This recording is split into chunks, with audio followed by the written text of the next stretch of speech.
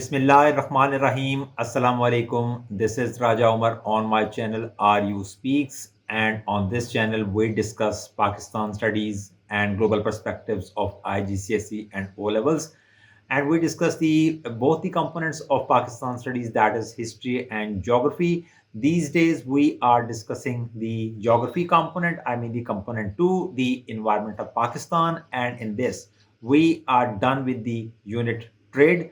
Now we are moving towards the second last unit of the syllabus, that is the transport and communication. First of all, do not forget to subscribe my channel RU Speaks, as Raja Umar speaks for you for the subjects of Pakistan studies and global perspectives. And I hope that this channel would be of really great help for you towards these two subjects. And I really appreciate your efforts regarding your learning. And now we are moving towards the topic, that is the transport, communication, and telecommunication. This whole of the unit is of these three components, and we will discuss the factors, the overview of Pakistan's transportation system, its infrastructure, networks, and the developments. So, moving on, first of all, we should be knowing that what are the means of transportation. Number one, roads, most popular means of transportation across the country, carrying 82% of the passenger traffic throughout the country and 54% of the freight traffic, I mean the transportation of goods. So this is done through roads. And then railways, the second most important one, efficient for long distances and heavy cargo transport, I mean whenever we are going to transport the bulky goods. For that sake we must be using railways, and it is in use. The third one is the air transport, that is the fastest mode of communication or transportation, uh, connecting major cities domestically and internationally. And very especially this is really very good for those areas where the land movement is really very difficult, like deserts or the mountainous regions. Here we can use the air transport to have the movement or the commute. So water transport, I mean the seaports and the sea journeys, vital for international trade, for imports and exports, through carrying out the bulk of the trade through the seaports. Whenever we are carrying out the international trade, that is the imports and exports, so they are good for them. One other thing, that is the mode of transportation.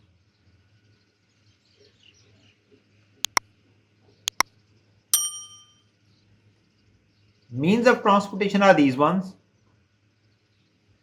roads, railways, air transport, and water transport.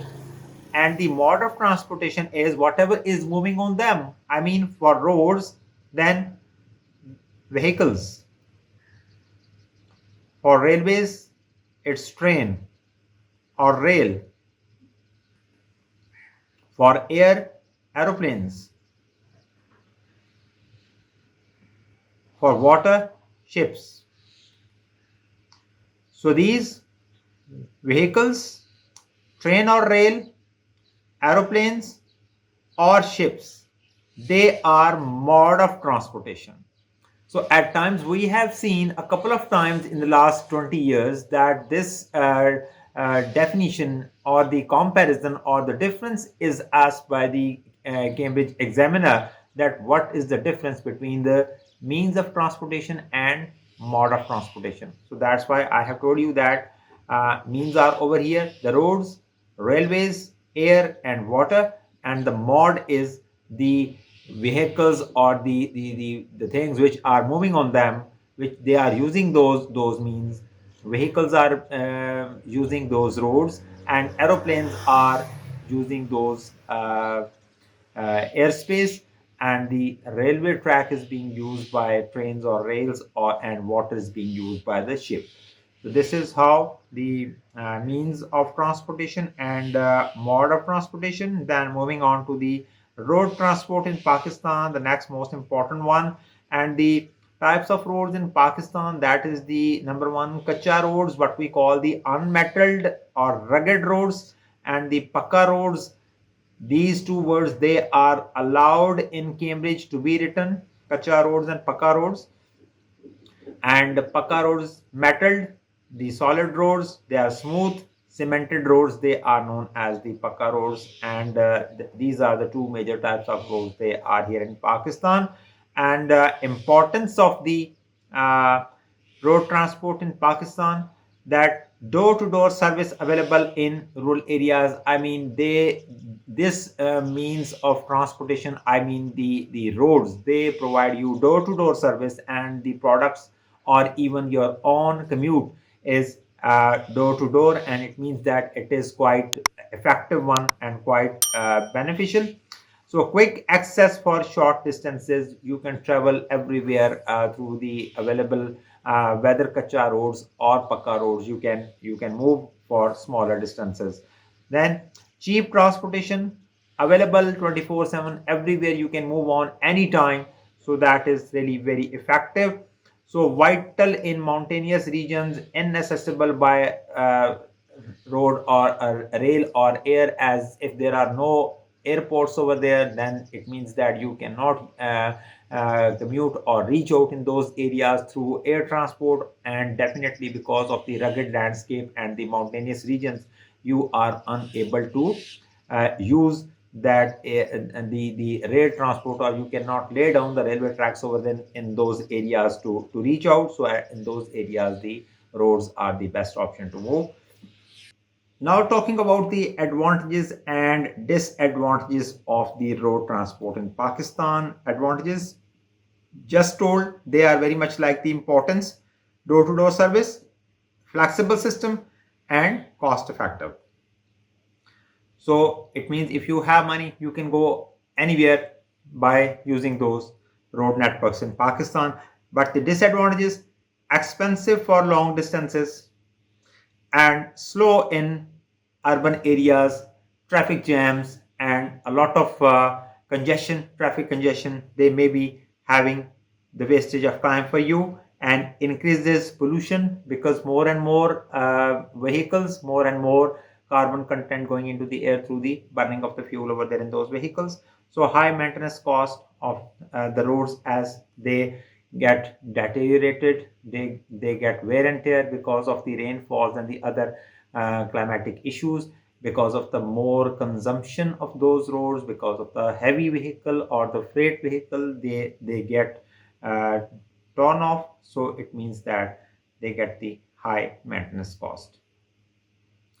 Now the major road networks in Pakistan. So the first one is N5, National Highway.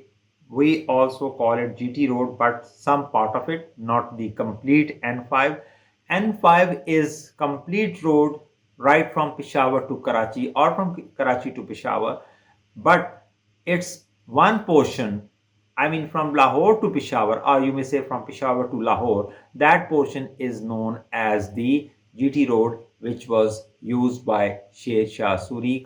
It was constructed by Sher Shah Suri, and it was used by Sher Shah Suri to, you can say it was his route while coming from Afghanistan to attack the subcontinent. And the same route was used by Ahmad Shah Abdali after that. So it means that that part from Peshawar to Lahore of N5 is known as GT Road. So it is 1819 kilometers from Karachi to Peshawar, and it holds historical importance because of Sheikh Shah Suri and Ahmad Shah Abdali. So the second one, that is the Indus Highway. On the next slide, I will tell you the routes of these ones as well on the map. So Indus Highway, that is the 1264 kilometers from Karachi to Peshawar, and it runs on the western side of river Indus. That's what is known as Indus Highway, and it is the shortest route between the two major cities, I mean Peshawar and Karachi, mostly used for freight and quick transportation and the passenger traffic. Third one, that is the RCD highway. RCD highway is 813 kilometers, and it is linking Pakistan with Iran and from Iran to Turkey. But the Pakistani portion over here, that is from Quetta to Taftan border, that is known as the RCD highway. This was as per the organization Regional Cooperation for Development, which was established in 1964. And after the establishment of that organization, it was thought that these three countries, Pakistan, Iran, and Turkey, must be connecting themselves to carry out the regional trade. For that sake, this highway was constructed at that time. That is known as RCD highway. And next one, that is the Karakoram highway, very important. We call it KKH. And this highway connects Pakistan with China. And this is a greater trade route, and it is going to have even more importance with the completion of the CPEC in future. And that would be a blessing for Pakistan's prosperity and development. And here we have the map, and now I'm going to explain the routes what I have just explained. If I talk about the, let me put on my glasses to make it further clear for you. And here you see this is the route coming from Afghanistan to Peshawar, and then to Rawalpindi, then it is Gujarat, Gujranwala, and then to Lahore. And from Lahore, this route is going towards Multan, then towards Rahim Yar Khan, and then enters Sindh, Sakkar. This whole one is N5 I am drawing right now, and from Hyderabad to Karachi.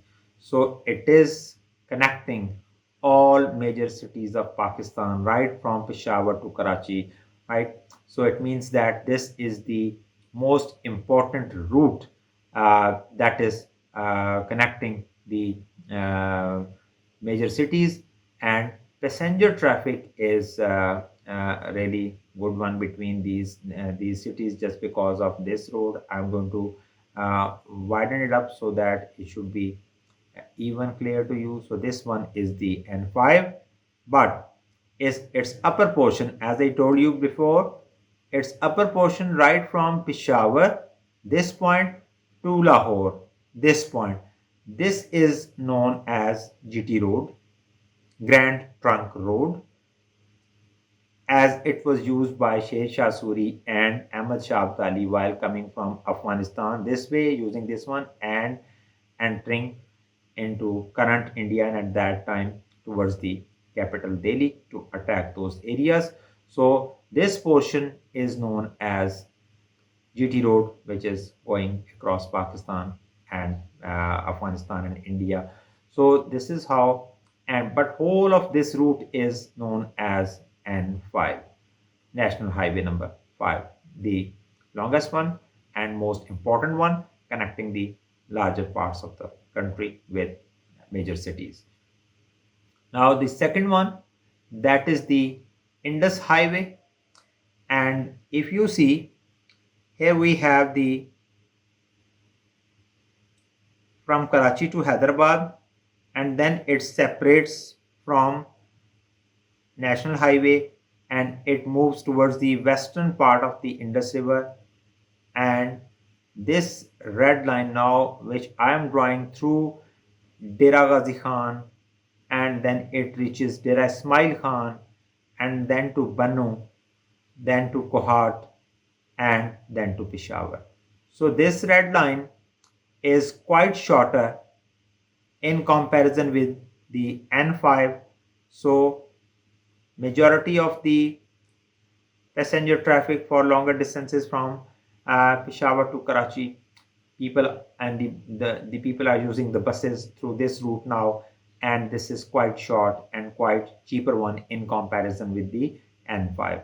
So the third one I told you, that was the RCD highway. If I talk about the capital of Balochistan, that is the city of Quetta over here, and from Quetta to towards Iran, this line I am drawing right now is the RCD highway, and it goes to Iran through Taftan border.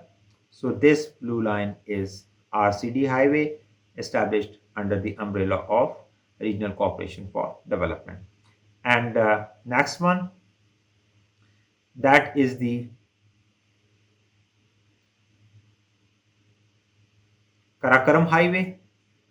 Right up over there, it starts from Hassan Abdal district Attak in Punjab, and it moves towards the northern areas of Pakistan and passes through Hazara Division, Mansehra, Batgram, and then Chilas. Then it enters in northern areas, and here it is Gilgit city, and from here it moves to the upper part further, that is from Gilgit to Hunza, and from then Hunza to Sost, the last town, the immigration office, and then from Hunjrab pass to China. So if you follow this yellow line, this is known as KKH Karakoram Highway, right? And the blue one I told you, that one was the RCD highway, and the red one, that was the Indus highway, and the green one is the N5, the national highway number 5. So these are the four major routes of Pakistan. They are up over here, you can see with four different colors. And now moving on to the next slide, motorways. Pakistan motorways network. Benefits of motorways. No, first of all, I should tell you the difference between the highway and motorway. Uh, Number one is that the highways, they may be entering into the cities, and they may be having the narrow roads in comparison with the highways in motorways. So if I talk about the highway, where is the divider between the roads? And so it means that this is highway, total 4 lanes are there, 2 for up and 2 for down. While going towards Karachi, as it is sloped downwards, so that is the down road, right? And while coming back from Karachi towards the Rawalpindi, Islamabad or Peshawar, so as it is the height, so it means that it is the up road. I mean, this one is the up road and this one is the down road, but collectively for both, we have 2 lanes over here and 2 lanes over here. So 4 lane roads, they are known as the highways, but the motorways, they are of 6 lanes. And here you can see in the picture given, that is the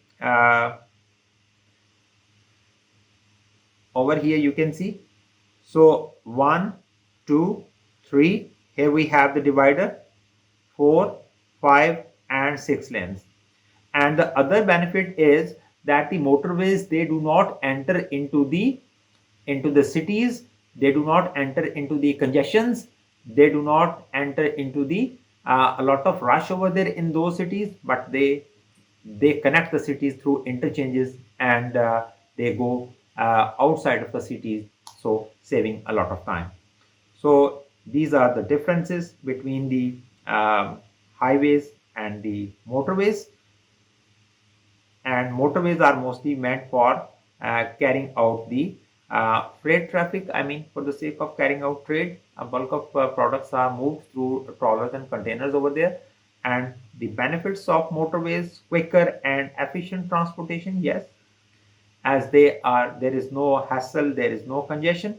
Promotes industrial growth and job creations over there, as industries, they are able to transport their goods quite quicker, and that's why the production increases. That leads to more employees needed, so job opportunities are created. So overall, the industrial growth is there. So easier supply of raw material and goods to the industries and the goods to the markets through those quicker mean of transportation, that is the motorways. So facilitates international connections like CPEC, and I will also add up the CPEC route in this particular presentation, and then you will be able to see that one as well. And right now we are discussing the motorways, and here are the major motorways of Pakistan, telling us about the route, the length, and the code. Islamabad Peshawar motorway, that is known as M1, and it is 154 kilometers long. Then Islamabad Lahore motorway, that is of 339 kilometers long, known as M2. And Pindi Bhatia, somewhere in the middle of the Islamabad Lahore motorway, I will show you the map over there. Pindi Bhatia Faisalabad motorway, that is of 52 kilometers, that is known as M3. And from Faisalabad to Multan, that is M4, and it is 229.8 kilometers. And then from Multan to Sakhar motorway, that is 392 kilometers, that is known as M9.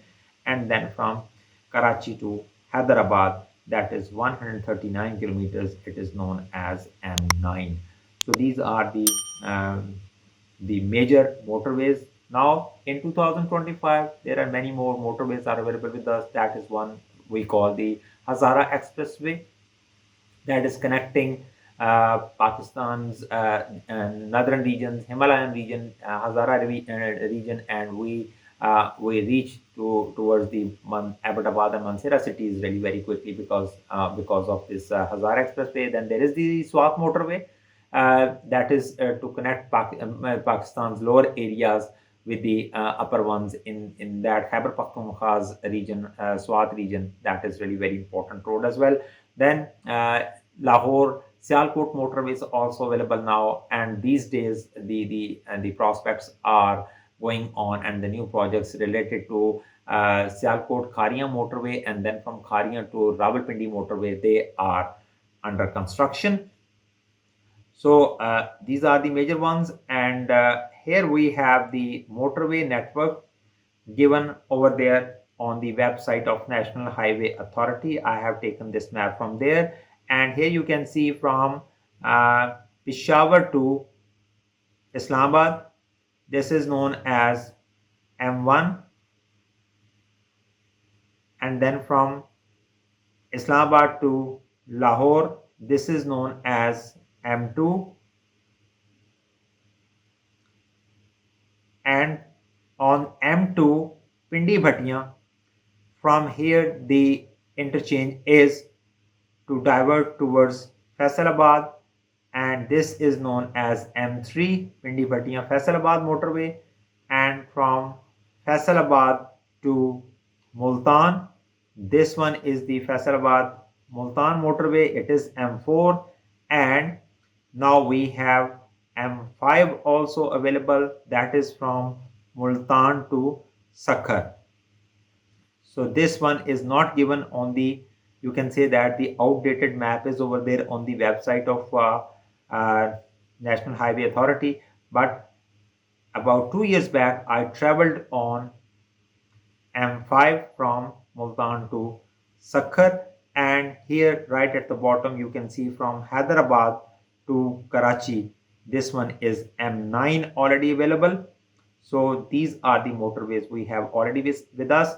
And now, as I told you, that the other motorways which are already here, that is Lahore Sialkot motorway. This one is also in operation now, and these days from Sialkot Khariyan motorway and from Khariyan to Pindi motorway, they are under construction. And as I told you that from Islamabad to Hazara motorway is also there. This is the region to go to the Naran Kagan region quickly. And on M1 there is the interchange towards Swat motorway, and we can reach out the Swat region very easily through the Swat motorway over there. So these are the important motorways network of Pakistan. And now here we have the railways.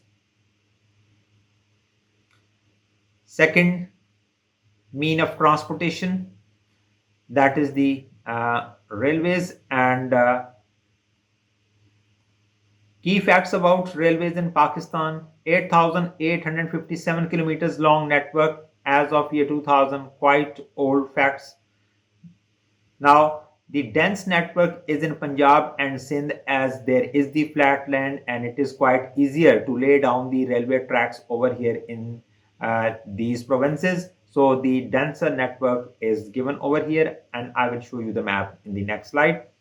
No track in the high mountains, I mean Gilgit, Mari or Chitral regions. In the northern areas of Pakistan, you will not be able to find any railway track over there because of the rugged landscape. And the last, you can say, the station of railways in the mountainous areas, or in the beginning of the mountainous areas, that is Havelian in Abbottabad. That is the last resort of the railway track in Pakistan towards the mountains. Then three types of gauges are there: broad gauge, meter gauge, and narrow gauge. Broad gauge means that is 5.25 feet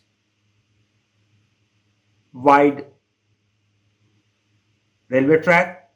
Meter gauge means 1 meter, I mean 3.3 feet wide. And then narrow gauge means 2.5 feet wide track is known as narrow gauge. So we have three different types of railway tracks on the basis of their width. That is the broad gauge 5.25 feet wide, meter gauge 1 meter, I mean 3.3 feet, and the narrow gauge, that is 2.5 feet wide railway track. So we have the major routes over here: Karachi to Lahore, and then Quetta to Chaman, and then Rawalpindi to Peshawar, Peshawar to Karachi, and then Karachi to Quetta. So these are the few major rail routes of Pakistan. And here you can see the rail network in Pakistan. And you can see over here, as I told you, that the major one again from Landi Kotal on the bordering area of Afghanistan closer to Peshawar, then from Landi Kotal to Peshawar, and then to Rawalpindi, and then it goes to Lahore. It is very much like N5. And here we have the single track over here up to Khanewal, and again it becomes dual track, one for up, one for down, and here it goes down towards south of Pakistan, Hyderabad, and then Karachi. So this is very much like the N5 road network, as I have just explained while explaining you the roads. So this one is almost the same route, and you may say that it is moving parallel to the N5 going across Pakistan from Peshawar to Karachi. So this one is the important one. And then from Karachi to Quetta, the other one, here you can see from it diverts from Hyderabad, and then it moves towards west towards Ladkana, and then Nasirabad, and then Sibbi, and then goes to Quetta. So here we have Quetta city. So this is the another very important route. And then other one, if I go back to the previous slide, find out that which one are there. Peshawar to Karachi, I have told you. Then Karachi to Quetta, told you. Karachi to Lahore, the same route, as it is part of this one. And then Quetta to Chaman, and then Rawalpindi to Peshawar. Rawalpindi to Peshawar, the same, already explained. From Rawalpindi to Peshawar, already explained. And then Quetta to Chaman towards Afghan border. And there are some smaller routes you can see over here. They are narrow narrow gauge, I mean 2.5 feet wide, smaller trains. The width of the track is not much, and you can see this is proposed, not existing. And the last is up over here close to Abbottabad. This is the end point of the railway track in Pakistan, Haveliya. So it goes up to the Landi Kotal on the Afghan border towards Peshawar. And you can see again the denser network is in Punjab and in Sindh, and very rare in Balochistan, and almost nil in Khyber Pakhtunkhwa, and nothing in the northern areas. Whenever you get the question related to the distribution of the railway network in Pakistan, you are supposed to explain it like this. The whole of the railway network in Pakistan is well scattered. This would be your first point. Then second point would be denser network in Punjab and Sindh, and very thin network of rail in Balochistan and Khyber Pakhtunkhwa, Balochistan and Khyber Pakhtunkhwa, and no railway network in northern mountains. So this is how you can draw 4 points, and the question would be of 3 marks. Describe the distribution of railway network in Pakistan. Question would be of 3 marks. You can put in four points over there to respond. So this is how this one is. And the railway advantages and challenges. What are the advantages? It is really very efficient and convenient for long distances, and cheap and faster than some alternatives. As I told you that if we talk about the road transport, there are a lot of congestions and a lot of traffic jams over there in the cities. But while talking about railways, there are nothing like that. So it means that it is quite cheaper and faster, safe, comfortable, and reliable. You can move on, you can stand, you can have some movement over there within the train while traveling. But in buses or in some other transportations, you may not have that facility available. So carries bulk goods unsuitable for road or air. It means that while transporting the goods, the freight movement, railways is the best one within the country, as they can carry out the bulk of the products, as which are very impossible or very costly if we use the road transport, trawlers and containers, or air transport, that is definitely costly. So not affected by road traffic. So these are the plus points of using railways for development. But there are certain disadvantages as well. You may be getting a 4 marks question related to the advantages and disadvantages of the using railways. So you are supposed to put 2 points from here and points from here to respond to that 4 marks question. Not flexible, not door-to-door service. The cars and the vehicles, might be providing you the door-to service, but railways might not be. So safety and security concerns are there, as accidents are there, and even thefts within the rails, they are really greater concerns. Expensive with long term returns. As you know that it consumes a lot of fuel, but if they are not really very much effective, and there is less traffic over there, less people are using, definitely that would be the loss to the organization. Difficult to build in the rugged terrain or in the mountains. So this is the another drawback, that you cannot lay down the railway tracks easily in the northern mountainous regions of Pakistan, leading to making it not effective for those areas. Does not encourage industrial estates. So it means that in those areas, the industrial estates cannot be built, as they are not connecting directly with those industrial estates. So people might be again using road traffic through containers and trawlers to take the things to the railway stations for the transportation. So that is a bit of trouble for them.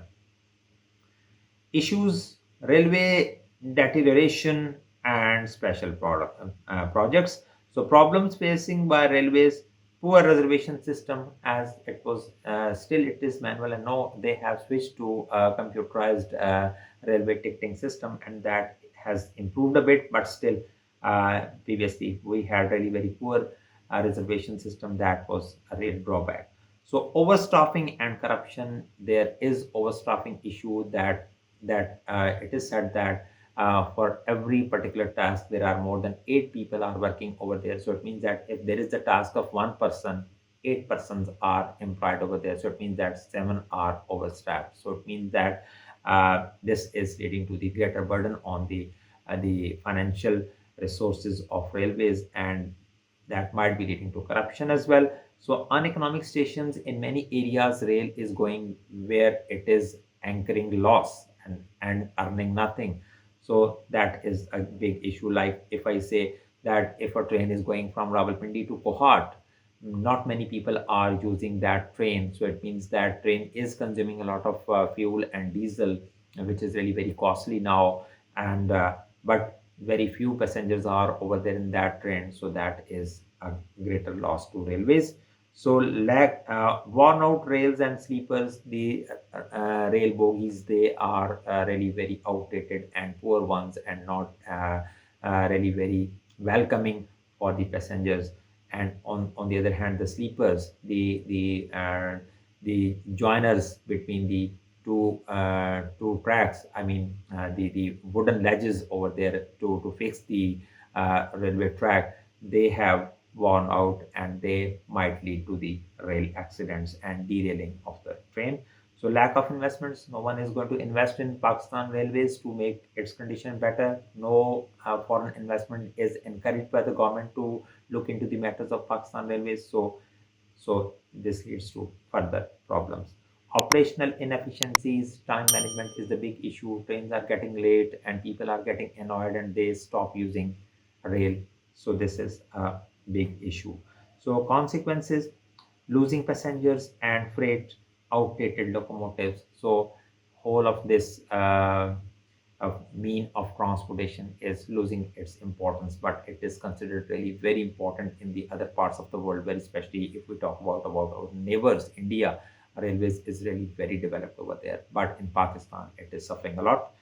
So special railway projects in Pakistan: Karachi Mangu train, $1.2 billion project, high-tech light rail with 120 kilometers elevated tracks. So it is said that, but this project is not materialized yet.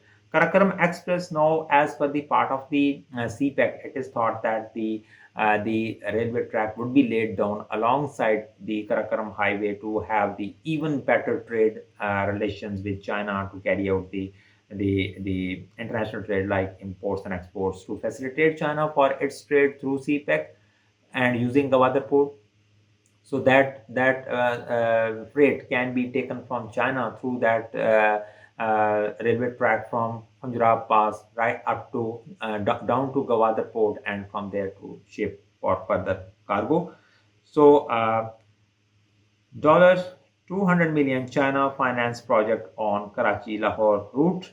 And then Karachi Circular Railway, urban transit system with improved infrastructure. As you know that there is a huge population of Karachi city, and the Karachi's road transport is unable to meet the needs of the whole of the population. So to meet the needs of the people, it was a project. This was came on papers in 1992, to have a Karachi circular railway connecting whole of Karachi city through a just like a ring road, whole circling Karachi city. But still that project is not yet completed.